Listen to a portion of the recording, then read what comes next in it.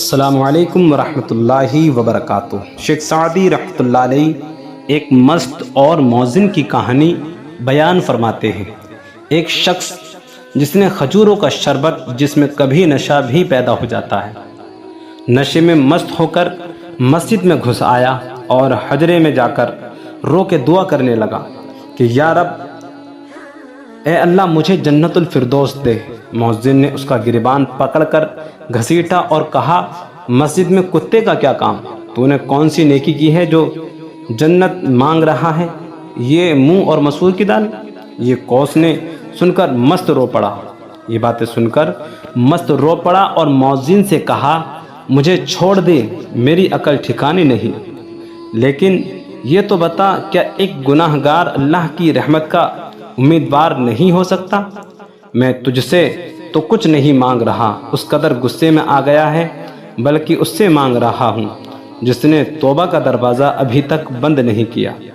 میں اس کی بخشش کے مقابلے میں اپنے گناہوں کی کیوں بڑا کہوں؟ جو بڑھاپے میں گر جائے، جب تک کوئی اس کا ہاتھ نہ پکڑے وہ نہیں اٹھ سکتا۔ میں بھی بڑھاپے میں گر گیا ہوں، اللہ ضرور میری دستگیری فرمائے گا۔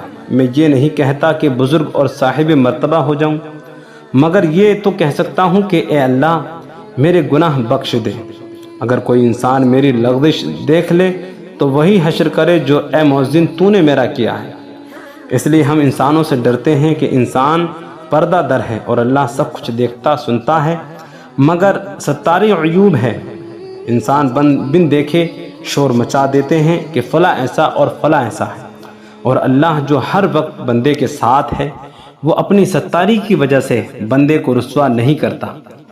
غلام اگر نادانی سے غلطی کر لے تو آقا معاف کر دیتا ہے۔ اگر میرا رب جرم بخش کرے تو اس کے جود و کرم سے کوئی بھی محروم نہ رہے، اور اگر اے اللہ تو ہمارے اعمال کے مطابق فیصلے شروع کر دے تو حساب و کتاب اور میزان کی کیا ضرورت ہے؟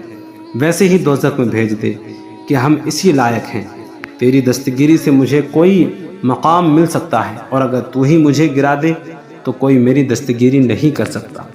تو مدد نہ کرے تو کسی کا زور نہیں چلتا، اور تو خلاصی دے دے تو کوئی پکڑ نہیں سکتا۔ مجھے نہیں معلوم کہ میدان محشر میں نیکوں کے گروے میں ہوں گا یا بروں میں۔ اگر تو مجھے سیدھی راہ پہ لگا دے تو بڑے تعجب کی بات ہوگی، کیونکہ میں نے تو آج تک سیدھا کام ہی کوئی نہیں کیا، لیکن میرا دل بار بار مجھے امید دلا رہا ہے کہ اللہ تعالیٰ سفید بالوں کا بہت حیا فرماتا ہے، اور یہ اور تعجب کی بات ہے کہ اللہ مجھ سے شرم رکھے، کیونکہ میں نے تو اس سے کبھی شرم نہیں کی۔ اے اللہ، کیا یہ بات سچ نہیں کہ یوسف علیہ السلام کے بھائیوں نے ان پر ظلم کیا، لیکن جب تو نے ان کو اقتدار کا اختیار دیا اور وہ تخت شاہی پہ متمکن ہوئے اور ان کے بھائی مجرم کی حیثیت سے ان کے سامنے پیش ہوئے، تو یوسف علیہ السلام نے نہ صرف ان کا جرم معاف کر دیا بلکہ ان کے کھوٹے سکے قبول کر کے حسن سیرت کا بھی ثبوت دیا۔ اے اللہ، تو یوسف کا بھی خالق و مالک ہے۔ میں تجھ سے تیری رحمت کا برادران یوسف سے زیادہ امیدوار ہوں کہ میرے گناہوں سے درگزر فرما کر میرے عمل کے کھوٹے سکوں کو بھی شرف قبولیت بخش دے، اور مجھے معاف فرما کر اعلان عام کر دے۔ تیری رحمت کی امید ہے کہ علاوہ میرے پاس کوئی پونجی نہیں ہے۔ مجھے نا امید نہ فرما، اور اے خدا میرے گناہوں کو بخش دے، میرے گناہوں کو معاف عطا فرما۔ تو دوستو، یہ پیارا واقعہ آپ کو پسند آیا تو ہمارے چینل کو سبسکرائب کر کے بیل آئیکن کو ضرور دبا